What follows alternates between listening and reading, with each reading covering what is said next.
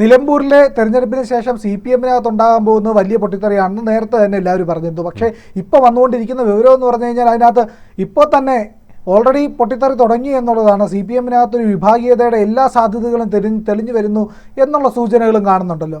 തീർച്ചയായിട്ടും നിലമ്പൂരിൽ എല്ലാ അർത്ഥത്തിലും പരാജയപ്പെട്ടത് CPM ആണ് എന്ന് തന്നെ പറയേണ്ടി വരും. കാരണം ആര്യാടൻ ഷൗക്കത്തിൻ്റെ 5 അംഗ ഭൂരിപക്ഷം പിണറായിയുടെ നെഞ്ചത്തേറ്റ അടി വല്ലാത്ത ഒരടിയായിപ്പോയി. കാരണം ഒരിക്കലും പ്രതീക്ഷിച്ചില്ല. 2000 വോട്ടിന് ചിലപ്പോൾ ഷൗക്കത്ത് ജയിച്ചേക്കുമെന്നാണ് പിണറായി വിജയൻ ഒരു വിലയിരുത്തൽ അവസാന ഘട്ടത്തിൽ പോലും എത്തിയത്, പുറത്ത് പറയാഞ്ഞതാണെങ്കിൽ പോലും. 18,000 വോട്ട് PV അൻവർ നേടിയാൽ CPM ജയിക്കുമെന്ന് പിണറായി കരുതിയിരുന്നു. ഇപ്പോൾ 19,000 സംതിങ്, അതായത് 20,000 തുച്ഛമായ വോട്ടിൻ്റെ കുറവേ ഉള്ളൂ. 20,000 വോട്ടിന് PV അൻവർ നേടിയിട്ട് എന്ത് സംഭവിച്ചു? CPM ജയിക്കുമെന്ന് കരുതിയെടുത്തെന്ന് CPM വൻ പരാജയത്തിലേക്ക് പോയ ഒരു കാഴ്ചയാണ് കാണാൻ കഴിഞ്ഞത്. അതായത് 19,000 വോട്ടിലധികം അൻവർ നേടിയിട്ടും, അതായത് 20,000-ന് അടുത്ത് വോട്ട് അൻവർ നേടിയിട്ടും 10,000-ലധികം വോട്ടിന് 11,000 സംതിങ് വോട്ടിന് ഷൗക്കത്ത് വിജയിച്ചു. നിലമ്പൂരിൽ ക്യാപ്റ്റനായി തിളങ്ങിയ പിണറായിക്ക് എല്ലാ അർത്ഥത്തിലും പിഴച്ചു എന്ന് തന്നെ പറയേണ്ടി വരും.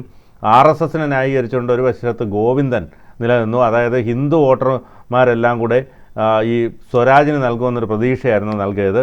അതിൻ്റെ സൂചനകൾ കഴിഞ്ഞ ദിവസം തന്നെ പിണറായി നൽകിയിട്ടുണ്ട്. അതായത് MV ഗോവിന്ദൻ കാരണമാണ് ഇത്തരം അബദ്ധം സംഭവിച്ചതെന്ന് ഇനി പിണറായി പറയുമെന്നാണ് മനസ്സിലാക്കുന്നത്. പിണറായി അതിൻ്റെ സൂചന കഴിഞ്ഞ ദിവസം നൽകിയിരുന്നു. ഹിന്ദു വോട്ടുകളെല്ലാം സ്വരാജിന് കിട്ടുമെന്ന് വലിയ പ്രതീക്ഷയായിരുന്നു CPM-നുണ്ടായിരുന്നത്. ഹിന്ദു വോട്ടുകൾ CPM-ന് കിട്ടിയെന്ന വെള്ളാപ്പള്ളി നടേശൻ്റെ പ്രസ്താവനയും CPM-നെ വലിയ പ്രതീക്ഷയിലാക്കിയിരുന്നു. ഹിന്ദു മേഖലകളിലടക്കം ഷൗക്കത്ത് മുന്നേറി. കോൺഗ്രസ് വോട്ടുകളൊന്നും ചിന്നിച്ചിതറിയില്ല. BJP-യും 2021-ലെ വോട്ട് നിലനിർത്തി എന്നുള്ളതാണ് ഏറ്റവും പ്രധാനം. എല്ലാവരും പറഞ്ഞത് BJP വോട്ട് നിലനിർത്തില്ല, BJP ക്രിസ്ത്യൻ സ്ഥാനാർത്ഥിയെ നിർത്തിയതുകൊണ്ട് അത് ഹിന്ദു വോട്ടർമാർ മുഴുവൻ സ്വരാജിന് വോട്ട് നൽകുമെന്ന് പറഞ്ഞു. പക്ഷേ BJP-ക്കും പിടിച്ചു നിൽക്കാൻ കഴിയും. കാരണം അവർക്ക് കഴിഞ്ഞ 2021-ലെ വോട്ട് നിലനിർത്താൻ കഴിഞ്ഞു എന്നുള്ളതാണ്. എല്ലാ അർത്ഥത്തിലും CPM-ന് മാത്രമാണ് നിലമ്പൂരിൽ തിരിച്ചടി. ഭരണത്തിൻ്റെ വിലയിരുത്തലായി ഇത് മാറുമെന്ന CPM പ്രഖ്യാപനം ഇവിടെ പിണറായിക്ക് കൂടുതൽ തിരിച്ചടിയാകും. ഇതിലെല്ലാം ഉപരി CPM സംഘടനാ സംവിധാനമാണ് ചോദ്യമുനയിൽ നിൽക്കുന്നത്. ബൂത്തുകളിൽ നിന്നും CPM-ന് ലഭിച്ച വോട്ട് കണക്ക് അടക്കം തെറ്റി. ഒരിക്കലും ഇത്ര വലിയ തോൽവി CPM പ്രതീക്ഷിച്ചില്ല എന്നതാണ് വസ്തുത. അതോടൊപ്പം തന്നെ ആര്യാടൻ ഷൗക്കത്തിന് കോൺഗ്രസിനുള്ളിൽ തന്നെ ശത്രുക്കളുണ്ട്. അതോടൊപ്പം തന്നെ ലീഗ് പാലം വലിക്കും എന്നൊക്കെ കരുതിയിരുന്നു. അതുകൊണ്ട് തന്നെ കോൺഗ്രസ് വോട്ടുകൾ വലിയ തോതിൽ അൻവർ പിടിക്കുമെന്നായിരുന്നു കരുതിയത്. പക്ഷേ പോത്തുകൽ പഞ്ചായത്തിൽ അൻവർ വലിയ ചലനമുണ്ടാക്കുമെന്ന് കരുതി. നിലമ്പൂർ മുനിസിപ്പാലിറ്റിയിലും അൻവറിസം ചലനമുണ്ടാക്കുമെന്നായിരുന്നു കരുതിയിരുന്നത്. എന്നാൽ ഇതനുസരിച്ചാണ് തിരഞ്ഞെടുപ്പിലെ പ്ലാനൊക്കെ CPM തയ്യാറാക്കിയത്. BJP-യുടെ ക്രൈസ്തവ സ്ഥാനാർത്ഥിക്ക് വോട്ട് കുറയുമെന്ന് കരുതി. പക്ഷേ അതും ഉണ്ടായില്ല. അങ്ങനെ എല്ലാ അർത്ഥത്തിലും CPM-ൻ്റെയും പിണറായിയുടെയും കണക്കുകൂട്ടൽ പാളുകയായിരുന്നു. അതിശക്തനായ സ്ഥാനാർത്ഥിയാണ് സ്വരാജ് എന്നും എല്ലാ വിഭാഗം ജനങ്ങളും വോട്ട് ചെയ്യുമെന്നും കരുതി. അവിടെയും തെറ്റി. സ്വരാജിൻ്റെ വീടിരിക്കുന്ന ബൂത്തിൽ പോലും CPM-ന് ലീഡ് നേടാനായില്ല.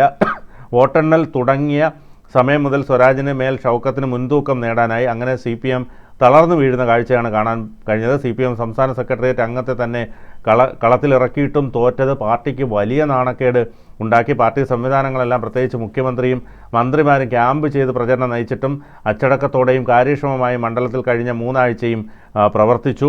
എന്നിട്ടും സിറ്റിംഗ് സീറ്റ് കൈവിട്ടത് വലിയ തിരിച്ചടിയാണ്. ഭരണവിരുദ്ധ വികാരമെന്ന പ്രതിപക്ഷ പ്രചാരണം ശരിവയ്ക്കുന്നതാണ് നിലമ്പൂർ ഉപതെരഞ്ഞെടുപ്പ് ഫലം. പാർട്ടിക്ക് മാത്രമല്ല സ്വരാജ് എന്ന നേതാവിനും തെരഞ്ഞെടുപ്പ് തോൽവി സമ്മാനിക്കുന്നത് വലിയ ക്ഷീണം തന്നെയാണ്. വ്യക്തിപരമായും സ്വരാജിന് ഈ ഫലം ആഘാതമുണ്ടാക്കിയിരിക്കുകയാണ്. സ്വന്തം നാട്ടിലെ തോൽവി വലിയ നാണക്കേടാണ് സ്വരാജിനുണ്ടാക്കിയത്. 5 വർഷത്തിനിടയിലെ 2 തോൽവികളാണ് സ്വരാജിന് നേരിടേണ്ടി വന്നത്. അതും CPM മൃഗീയ ഭൂരിപക്ഷത്തോടെ രണ്ടാമതും തുടർഭരണം സ്വന്തമാക്കിയ സമയത്ത് തോൽക്കേണ്ടി വന്നു കെ ബാബുവിനോട്. ഇത് CPM-ലെ സ്വരാജിൻ്റെ ജനകീയ മുഖത്തിനുണ്ടാക്കിയ ഏറ്റവും വലിയ തിരിച്ചടിയാണ്. ഹിന്ദുക്കളുടെ വോട്ട് CPM-നാണ് കിട്ടിയതെന്ന് വെള്ളാപ്പള്ളി പറഞ്ഞു. BJP-യുമായി ചേർന്ന് നിൽക്കുന്ന BDJS-ൻ്റെ നേതാവായാണ് പലരും വെള്ളാപ്പള്ളിയെ കാണുന്നത്. അതുകൊണ്ട് തന്നെ RSS വോട്ട് കോൺഗ്രസിന് കിട്ടിയെന്ന് ഇനി പറയാനും പറ്റാത്ത അവസ്ഥയിലാണ് കാര്യങ്ങൾ നിൽക്കുന്നത്. അതായത് CPM-നകത്ത് എല്ലാ ഇലക്ഷൻ കഴിയുമ്പോഴത്തേക്കും ഒരു വ്യക്തമായ ഒരു ചർച്ച നടക്കാറുണ്ട്. ഇത് ആരുടെ ഉത്തരവാദിത്തമാണ്? അപ്പം പാർട്ടി സംവിധാനം പറയുക ഇത് സർക്കാരിൻ്റെ ഉത്തരവാദിത്തമാണ്, സർക്കാരിൻ്റെ പിടിപ്പുകേട് കൊണ്ട്, സർക്കാരിൻ്റെ ഭരണത്തിലെ പോരായ്മ കൊണ്ടാണ് ഈ തോൽവി സംഭവിച്ചത്. സാധാരണഗതിയിൽ പാർട്ടി നേതൃത്വം കുറ്റപ്പെടുത്തും. നേരെ തിരിച്ച് ഭരണ നേതൃത്വത്തിലുള്ള പാർട്ടിയിലെ അംഗങ്ങൾ പാർട്ടി കുറ്റപ്പെടുത്തും. പാർട്ടിയുടെ സംഘടനാ പോരായ്മയാണ്, പാർട്ടി ചെയ്തില്ല, അതിൻ്റെ ഘടകങ്ങളെ കൃത്യമായി ചലിപ്പിക്കാനായിട്ട് പാർട്ടി നേതൃത്വത്തിന് കഴിഞ്ഞില്ല. ഇങ്ങനെ അങ്ങോട്ടും ഇങ്ങോട്ടും പഴിചാരുന്നത് സാധാരണഗതിയിൽ ഒരു തിരഞ്ഞെടുപ്പ് കഴിയുമ്പോൾ CPM-നകത്തെ പതിവ് കാഴ്ചയാണ്. പക്ഷേ സാധാരണഗതിയിൽ ഉണ്ടാകുന്ന പ്രശ്നങ്ങളെക്കാൾ ഇവിടെ ഒരു പ്രശ്നം കൂടിയുണ്ട്. ഇവിടെ മരുമകൻ എന്ന് പറയുന്ന ഫാക്ടർ വലിയ രീതിയിൽ നിൽപ്പുണ്ട്. ഇതിനെ ചുറ്റിപ്പറ്റിയുള്ള വിമർശനങ്ങൾ ഉയരുമ്പോൾ CPM-ലെ ഭരണ നേതൃത്വത്തിൻ്റെ ലീഡറായിരിക്കുന്ന പിണറായി വിജയന് പലപ്പോഴും ഉത്തരമുട്ടും. അത് ഉത്തരമുട്ടേണ്ടി വരുന്ന ആരുടെ മുന്നിലാണ്? അത് ഗോവിന്ദൻ മാസ്റ്ററുടെ മുന്നിലാണ്. അപ്പോൾ MV ഗോവിന്ദൻ്റെ വിമർശനം കേൾക്കേണ്ടി വരിക എന്ന് പറഞ്ഞു കഴിഞ്ഞാൽ പിണറായി വിജയന് സഹിക്കാൻ കഴിയുന്ന കാര്യമില്ല. അപ്പോൾ അത്തരത്തിലുള്ള ഒരു വിമർശനം കേൾക്കേണ്ടി വരും എന്നുള്ളത് കൊണ്ട് ആദ്യമേ തന്നെ പാർട്ടിയെ ആക്രമിക്കാനുള്ള എല്ലാ ചട്ടക്കൂടുകളും ഇല്ലെങ്കിൽ ആയുധങ്ങളും നിരത്തി വെച്ചിട്ടായിരിക്കും പിണറായി വിജയൻ ഇതിനെ പറ്റിയുള്ള വിശദീകരണം നൽകുക. അതെ, സ്വാഭാവികമായിട്ടും പാർട്ടിയെ കുറ്റപ്പെടുത്തിക്കൊണ്ട് അതാണ് ഇപ്പം തന്നെ കഴിഞ്ഞ ദിവസം തന്നെ അതിൻ്റെ സൂചനകൾ നൽകി.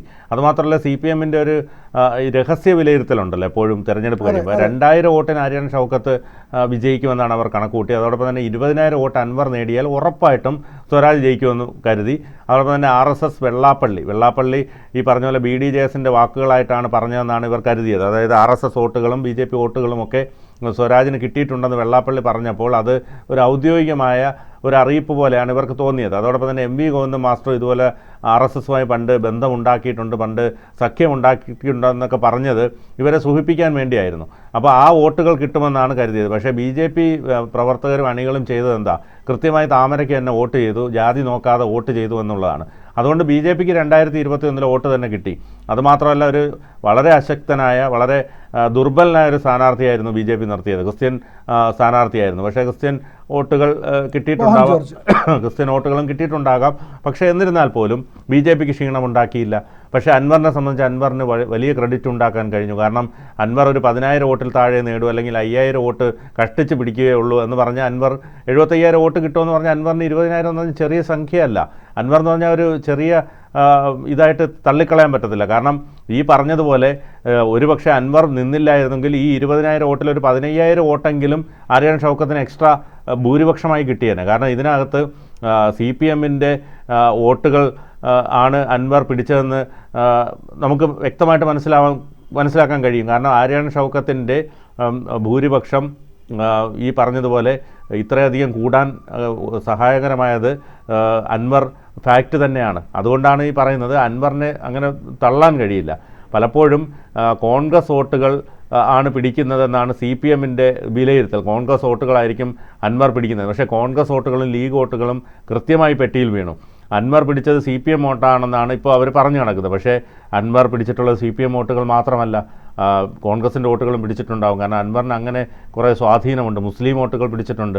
അപ്പോൾ എനിക്ക് തോന്നുന്നത് അൻവർ ഇല്ലായിരുന്നുവെങ്കിൽ ഇതിനേക്കാൾ ഭൂരിപക്ഷത്തിൽ ആര്യാടൻ ഷൗക്കത്ത് ജയിക്കില്ല. അപ്പോൾ അൻവറിന് ഒരു നിർണായക ശക്തി ഉണ്ട് എന്നുള്ളത് മനസ്സിലാവുന്നത്. അതുകൊണ്ടാണ് സണ്ണി ജോസഫ് പറഞ്ഞത് അൻവറിനെ പോലെ ഇത്രയും വോട്ട് നേടിയ ഒരാളെ ഞങ്ങൾ കൈവിട്ട് കളയുമെന്നില്ല, അൻവറിൻ്റെ കാര്യം പരിശോധിക്കുമെന്ന്. എന്തായാലും പിണറായി വിജയൻ MV ഗോവിന്ദനെ അടിക്കാൻ വേണ്ടി വടി പെറുക്കുന്നുണ്ട്. വടി പെറുക്കുന്നതിൻ്റെ ഉദ്ദേശം മാത്രമേ ഉള്ളൂ, പാർട്ടിക്ക് 2 അടി കൊടുത്തു കഴിഞ്ഞാൽ പിന്നെ MV ഗോവിന്ദനൊന്നും തല താഴ്ത്തും. ആ തല താഴ്ത്തുമ്പോൾ മരുമകൻ്റെ തല പിടിച്ചങ്ങ് ഉയർത്താമെന്നുള്ളതാണ്. കാരണം ഒരാളും കൂടെ തോറ്റിരിക്കുന്നു. KK ശൈലജ തോറ്റ് അടുത്ത മുഖ്യമന്ത്രി എന്നുള്ള സ്ഥാനത്ത് നിന്ന് KK ശൈലജ എങ്ങനെയാണോ പിണറായി വിജയൻ നിർമ്മാർജ്ജനം ചെയ്തത്, അതുപോലെ മരുമകന് വേണ്ടിയിട്ട് M സ്വരാജിനെ നിർമ്മാർജ്ജനം ചെയ്തിരിക്കുന്നു. ഇനി ആരാ ഉള്ളത്? PK ബിജു ആണോ?